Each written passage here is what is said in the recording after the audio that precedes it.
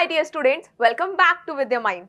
So students, let's continue with our chapter number 13, our environment, and in this session we are going to discuss about ecosystem. So students, let's get started.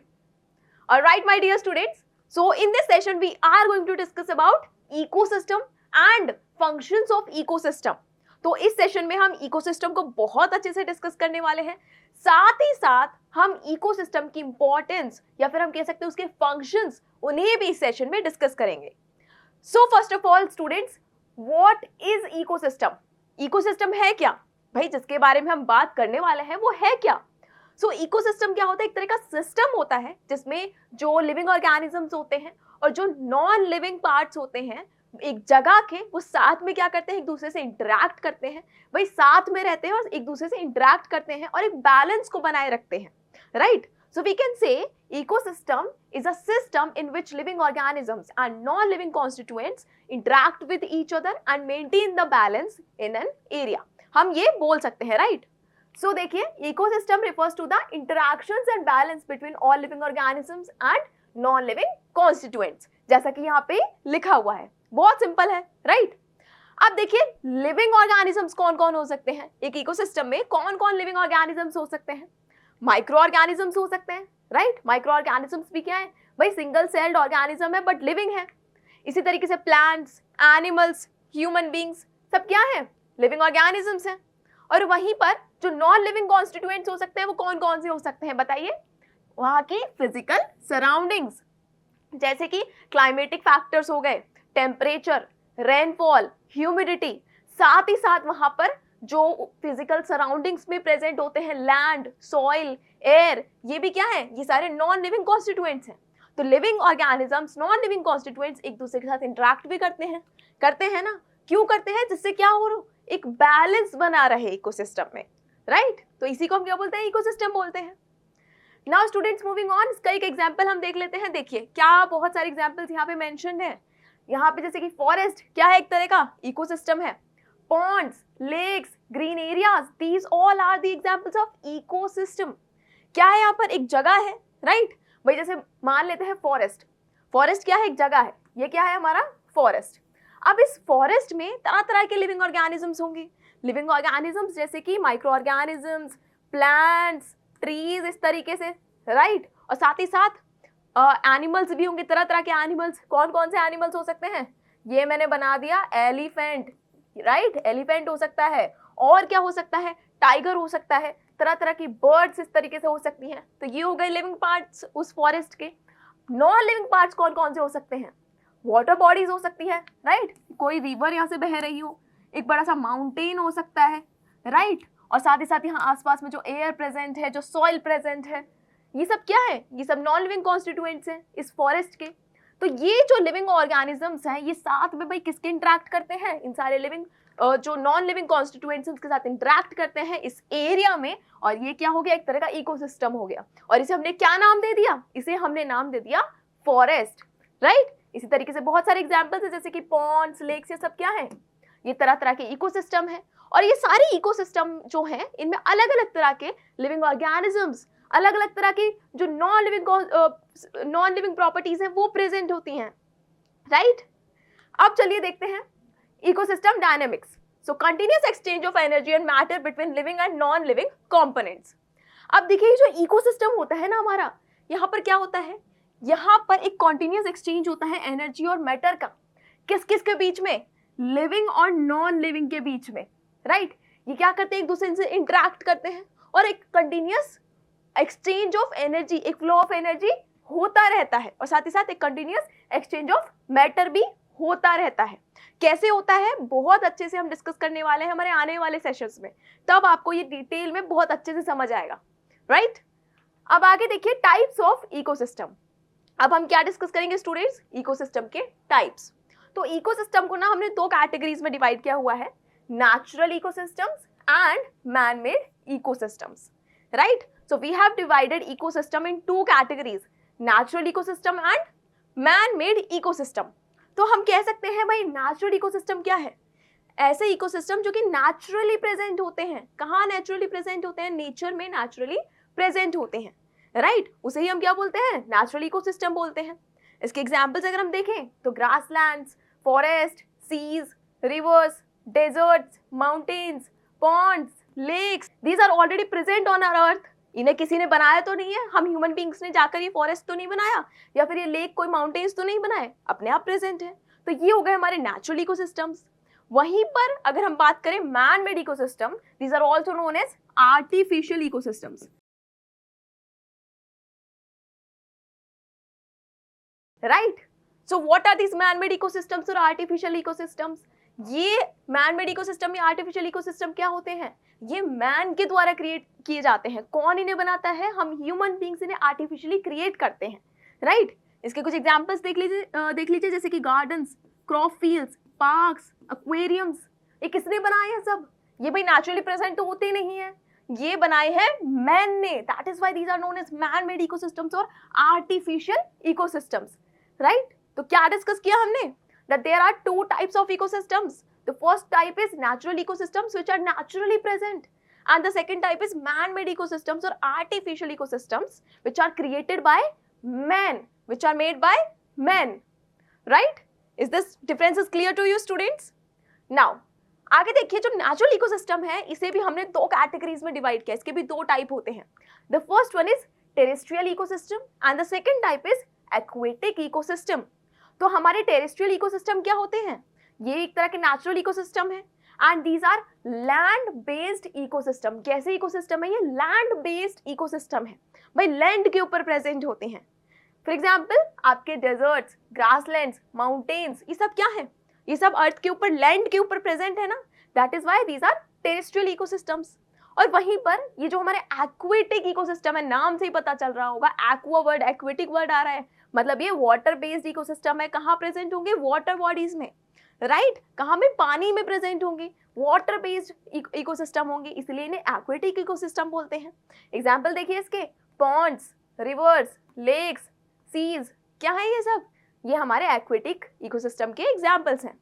So natural ecosystems have two types. The first type is terrestrial ecosystems which are land based and the second type is aquatic ecosystems which are water based. Clear? Now यहाँ पे आप example देख लीजिए man made ecosystem के। ये देखो garden बनाए हुए हैं, गार्डन में देखो प्लांट्स लगाए हुए हैं, तरह तरह के फ्लावर्स लगाए हुए हैं, फ्लावर बेड्स लगाए हुए हैं, इस तरीके से ग्रास लगाई है। तो ये सब मैन ने खुद ने किया है, आर्टिफिशियली बनाया है। That is why these are artificial ecosystem. Aquarium देखिए है तो बहुत अच्छा एग्जाम्पल किसका? एक्वेटिक इकोसिस्टम का, but man made aquatic ecosystem है। क्यों? क्योंकि इसे मैन ने बनाया है। देखो वाटर बेस्ड इकोसिस्टम है बट मैन ने बनाया है। तो ये बहुत अच्छा एग्जाम्पल है हमारा मैन मेड टेरेस्ट्रियल इकोसिस्टम का, लैंड बेस्ड इकोसिस्टम का। और ये बहुत अच्छा एग्जाम्पल है हमारा वाटर बेस्ड इकोसिस्टम का, एक्वेरियम, जो कि क्या है? आर्टिफिशियल इकोसिस्टम है। क्लियर हो गया आपको अच्छे से? अब चलिए आगे बढ़ते हैं और अब डिस्कस करेंगे फंक्शंस ऑफ एन इकोसिस्टम। अब देखिए ये जो इकोसिस्टम है ना, ये बहुत इंपॉर्टेंट है, इसके बहुत सारे फंक्शंस भी होते हैं। क्या क्या फंक्शंस है वो चलिए डिस्कस कर लेते हैं। सो देखिए the first function is energy flow. अगर ये क्वेश्चन आपके एग्जाम्स में आ जाए, what are the functions of an ecosystem, तो आपको ये बहुत अच्छे से पढ़ना है जिससे आप क्या कर सकें, इस क्वेश्चन को आंसर कर सके। तो जो पहला फंक्शन है, या फिर आपसे ये भी पूछ लिया जा सकता है कि इंपॉर्टेंस क्या है इकोसिस्टम की, तो भी आप यही आंसर लिख सकते हैं। सो the first function is energy flow. Ecosystems allow energy flow through food chains from producers to consumers as power is transferred from one level to another. अब देखिए यहाँ पे जो लिखा हुआ है उसे हम समझते हैं। ये बोल रहा है कि इकोसिस्टम में ना एक कंटिन्यूअस क्या होता है? एक्सचेंज ऑफ एनर्जी होता है, एक एनर्जी फ्लो होता रहता है, राइट। कैसे होता है? फूड चेन्स के थ्रू या फूड वेब्स के थ्रू होता है, राइट। अब एक फूड चेन क्या होती है पहले वो समझते हैं।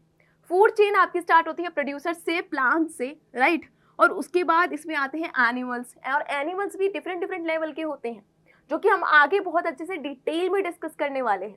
तो आप इतना बस ये समझ लीजिए कि आपके इकोसिस्टम में ना फूड चेन्स प्रेजेंट होती हैं, और प्रोड्यूसर्स जो कि हमारे क्या होते हैं? प्लांट्स होते हैं। दीज आर प्रोड्यूसर्स, याद रखना है हमेशा, ग्रीन प्लांट्स प्रोड्यूसर्स होते हैं। क्यों होते हैं करेंगे डिस्कस। और ये जो प्रोड्यूसर्स हैं इनसे कंज्यूमर्स तक क्या होती है? एनर्जी ट्रांसफर होती है। कंज्यूमर्स क्या होंगे? आपके एनिमल्स, राइट, तरह तरह के एनिमल्स। तो एक फूड चेन बनती है जिसमें क्या होता है? प्रोड्यूसर से तरह तरह के एनिमल्स को, कंज्यूमर्स को क्या होती है? एनर्जी का ट्रांसफर होता है, राइट, एक लेवल से दूसरे लेवल तक। कैसे होता है करेंगे डिस्कस आगे। Now the next function is nutrient cycling. So ecosystems recycle and redistribute essential nutrients like carbon, nitrogen and phosphorus through processes like decomposition and nutrient absorption by plants. तो ecosystem क्या करता है? इकोसिस्टम एक बहुत important role play करता है, recycling करता है और डिस्ट्रीब्यूशन करता है किसका? एसेंशियल न्यूट्रिएंट्स का। और किसकी प्रोसेसेस के थ्रू करता है? डिकम्पोजिशन जैसी प्रोसेस के थ्रू करता है। कैसे करता है चलिए समझते हैं। अब देखिए कोई भी लिविंग ऑर्गेनिज्म है, आप मान लीजिए कोई एनिमल है। क्या है? कोई एनिमल। एनिमल क्या है हमारा? कोई लिविंग ऑर्गेनिज्म है। अब वो मर जाता है, एक फॉरेस्ट में वो घूम रहा है, फॉरेस्ट में घूमते घूमते वो मर गया और उसकी डेड बॉडी इस तरीके से पड़ी हुई है सॉइल के ऊपर, लैंड के ऊपर, राइट। अब माइक्रो ऑर्गेनिजम्स क्या करेंगे? इस बॉडी को डिकम्पोज करेंगे, इस बॉडी को डिग्रेड करेंगे, राइट। देखिए होता क्या है, आपने कई बार नोटिस भी किया होगा कि प्लांट्स वगैरह टूट के गिर जाते हैं, एनिमल्स मर जाते हैं, तो उनकी बॉडी ना कुछ टाइम बाद खराब होने लगती है, डीके होने लगती है। क्यों होने लगती है? माइक्रो ऑर्गेनिजम्स की वजह से। हमारे जो हमारा इकोसिस्टम है ना, इसमें माइक्रो ऑर्गेनिजम्स प्रेजेंट रहते हैं बहुत सारे। ये क्या करते हैं? किसी भी मरी हुई चीज, किसी भी डेड ऑर्गेनिज्म होता है, उसको डीके करना स्टार्ट कर देते हैं, उसको डिकम्पोज करना स्टार्ट कर देते हैं, राइट। और उसके जितने भी उसमें एसेंशियल न्यूट्रिएंट्स प्रेजेंट होते हैं उन्हें वो किस में मिक्स कर देते हैं? आसपास जो सॉइल है और आसपास का एनवायरनमेंट है वहाँ पे उसे क्या करते हैं? मिक्स कर देते हैं, राइट। अब ये न्यूट्रिएंट्स जो है जब सॉइल में मिक्स हो जाते हैं, आसपास के एनवायरनमेंट में मिक्स हो जाते हैं, तो क्या होता है? ये जो मिनरल्स हैं, ये जो न्यूट्रिएंट्स हैं, ये प्लांट्स के द्वारा वापस से एब्जॉर्ब कर लिए जाते हैं और रीयूज कर लिए जाते हैं, राइट। तो इस तरीके से न्यूट्रिएंट साइकिलिंग की जाती है। क्लियर हो गया? नेक्स्ट फंक्शन देखिए, habitat for organisms. So ecosystems provides habitats for a wide variety of organisms including plants, animals and microorganisms. तो अब देखिए इकोसिस्टम क्या है? एक तरह का भाई एक एरिया है जिसमें आपके लिविंग ऑर्गेनिजम्स रह रहे हैं। तो मतलब ये लिविंग ऑर्गेनिजम्स को क्या कर रहा है? एक हैबिटेट प्रोवाइड कर रहा है, एक रहने के लिए जगह प्रोवाइड कर रहा है, नहीं कर रहा। और उस हैबिटेट में उन्हें हर तरह की जो चीज़ है उन्हें चाहिए, उनके ग्रोथ एंड सर्वाइवल के लिए वो उन्हें मिलेगी, राइट। तो इस तरीके से ये इकोसिस्टम क्या करता है? Provides an habitat to different living organisms. So कौन कौन से हमने फंक्शंस डिस्कस किए इकोसिस्टम के? What are the functions we have discussed till now? So the first function is energy flow. So ecosystems allow energy flow through food chains from producers to consumers. There is a continuous flow of energy, right? The second function is nutrient cycling. So ecosystems recycle and redistribute the essential nutrients. And the third one is habitat for organisms. Ecosystem provides habitats to all kind of living organisms, right? तो ये क्या हो गए? कुछ functions हो गए। चलिए कुछ और functions को हम पढ़ते हैं, डिस्कस करते हैं। तो देखिए next function is environmental balance. What do you mean by environmental balance? So ecosystems help maintain environmental balance bye regulating factors like temperature, humidity and oxygen levels. यहाँ पे क्या बोला गया है चलिए समझते हैं। तो यहाँ पे लिखा गया है कि जो इकोसिस्टम है वो क्या करके रखता है? एक एनवायरमेंटल बैलेंस को मेंटेन करके रखता है। कैसे करता है? क्योंकि ये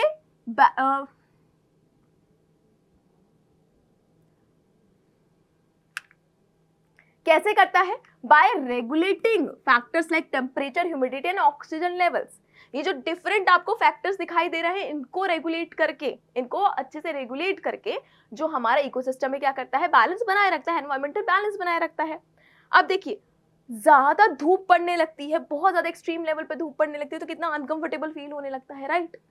या फिर बहुत ज्यादा ह्यूमिडिटी होने लगती है तो कितना ज्यादा दिक्कत होने लगता है। होता है या नहीं होता? तो हमारा एनवायरनमेंट जो है वो आप क्या करता है भाई? खुद से ही इन सारे फैक्टर्स को रेगुलेट करता है कि ज्यादा धूप ना हो, ज्यादा ह्यूमिडिटी ना हो, हर चीज को कंट्रोल करके रखता है और एक बैलेंस बनाकर रखता है। रखता है या नहीं रखता? अगर कल को ऑक्सीजन लेवल बिल्कुल डाउन हो जाए तो क्या होगा? क्या होगा? हम इजिली सांस नहीं ले पाएंगे, हमें ब्रीथ करने में डिफिकल्टी होगी। होगी या नहीं होगी? हो सकता है डेथ भी हो जाए। बट हमारा जो एनवायरनमेंट है ये इस लेवल को, वही ऑक्सीजन के लेवल को एक लेवल तक क्या करता है? रेगुलेट करता है। जितना हम लिविंग ऑर्गेनिजम्स को चाहिए होता है उतना ऑक्सीजन का लेवल वो मेंटेन करके रखता है, उतना ऑक्सीजन हमें प्रोवाइड करता है, राइट। जिससे हम इजीली सर्वाइव कर पाते हैं, ब्रीथ कर पाते हैं। ब्रीदिंग नहीं कर पाएंगे तो सर्वाइवल तो वही हो ही नहीं पाएगा, राइट। नेक्स्ट देखिए human benefits. So ecosystem provide resources and services benefiting human life including food, water, shelter and clothing. कितना इंपॉर्टेंट फंक्शन परफॉर्म कर रहा है यहाँ पे इकोसिस्टम। भाई ह्यूमंस को सर्वाइवल के लिए, उनकी लाइफ अच्छे से कट जाए, उस सब चीज़ों के लिए इकोसिस्टम हमें क्या प्रोवाइड कर रहा है? भाई ये सब कुछ food, water, clothing, shelter provide कर रहा है, राइट? यही सब तो चाहिए होता है हमें, रोटी कपड़ा मकान राइट? खाना, रोटी, कपड़ा, मकान सब हमें इकोसिस्टम दे रहा है हमारे बेसिक सर्वाइवल के लिए, जो बेसिक नेसेसिटीज है हमारे सर्वाइवल के लिए, राइट? नेक्स्ट फंक्शन देखिए, जेनेटिक डाइवर्सिटी प्रिजर्वेशन। क्या है ये, ध्यान से देखिए। Ecosystem contribute to the preservation of genetic diversity within species, which is vital for their adaptation and survival. Ecosystem क्या करता है? Ecosystem भाई इस एरिया में जितने भी आपकी कोई भी स्पीशीज रहती होंगी, उन स्पीशीज में क्या करता है, एक जेनेटिक डाइवर्सिटी लेकर आता है। क्या करता है, एक जेनेटिक डाइवर्सिटी लेके आता है। आपने अपनी प्रीवियस क्लासेस में पढ़ा होगा ब्रीड्स के बारे में, आपने ये वर्ड बहुत पढ़ा होगा, ब्रीड्स, राइट? और हमने बहुत अच्छे से डिस्कस भी किया था हमारी प्रीवियस क्लासेस में, why these breeds are important. भाई एक ही एक स्पीशीज जो होती है ना, उसकी डिफरेंट क्या होती है, बहुत सारी वेराइटी होती है, और उन्हीं को हम क्या बोलते हैं, ब्रीड्स बोलते हैं। याद आया? अब देखिए ये जो ब्रीड्स होती हैं, इनमें देखिए अलग अलग तरह के क्या होते हैं, जेनेटिक डिफरेंसेस, जेनेटिक डाइवर्सिटी होती है। एक स्पीशीज के डिफरेंट ब्रीड्स एंड डिफरेंट क्या है, वेरिएशंस हैं, और उनमें सब में क्या होगा, एक जेनेटिक वेरिएशन होगा। क्यों, ये क्यों जरूरी है? इकोसिस्टम भाई क्यों करता है, कंट्रीब्यूट क्यों करता है in the preservation of genetic diversity? जिससे अडेप्टेशन बना रहे। भाई ये क्या करते रहे, ये स्पीशीज अडेप्टेशन करते रहे, क्या करते रहे, उस एरिया को में अडेप्टेशन करते रहे, और ये जरूरी है उनके सर्वाइवल के लिए। This is important for the survival of the species. So genetic diversity preservation का मतलब क्या, देखो जेनेटिक डाइवर्सिटी मतलब एक ही स्पीशीज के डिफरेंट ब्रीड्स। और इकोसिस्टम ये इसलिए करता है जिससे क्या हो, ये क्यों हो रहा है ये जेनेटिक डाइवर्सिटी, एक ही स्पीशीज के डिफरेंट ब्रीड्स क्यों आ रहे हैं, जिससे अडेप्टेशन हो उन ब्रीड्स का, राइट? उस स्पीशीज का उस जगह पे अडेप्टेशन हो और उनका सर्वाइवल हो पाए, इजीली क्या हो पाए, सर्वाइवल हो पाए, वो सर्वाइव कर पाए, right? So what are the functions, what are the other functions of ecosystem? क्या क्या डिस्कस किया है हमने? The first one is environmental balance. Ecosystem regulates different factors like humidity, temperature, oxygen levels, so it can create a balance in the environment, right? The next one is human benefits. So ecosystem provides basic necessities for the survival of human beings like food, water, shelter, clothing, etc. And the third function is genetic diversity preservations. Ecosystem contributes in the preservation of genetic diversity within the species for their adaptation and their survival. समझ आ गया, clear हो गया अच्छे से? क्या किया हमने, ecosystem के डिफरेंट फंक्शंस को डिस्कस किया। सो स्टूडेंट्स, आई होप ये आपको बहुत अच्छे से समझ आ गया होगा। इस सेशन में हमने डिस्कस किया अबाउट इकोसिस्टम के बारे में हमने क्या किया, बहुत अच्छे से डिस्कस किया। इकोसिस्टम क्या है? सो ecosystem is a system in which living organisms and non-living constituents of an area interact and creates a balance in the environment, creates a balance in their surroundings, right? और फिर हमने different functions को भी ecosystem के अच्छे से क्या किया, डिस्कस किया, राइट? बहुत इंपॉर्टेंट फंक्शंस को डिस्कस किया। ये जो सारे भी हमने फंक्शंस पढ़े ना, इनको डिटेल में हमारे आने वाले सेशंस में हम बहुत अच्छे से डिस्कस करने वाले हैं students. So make sure you watch all the videos related to this chapter. हम मिलेंगे हमारे नेक्स्ट सेशन में, तब तक के लिए keep watching with my. Thank you very much.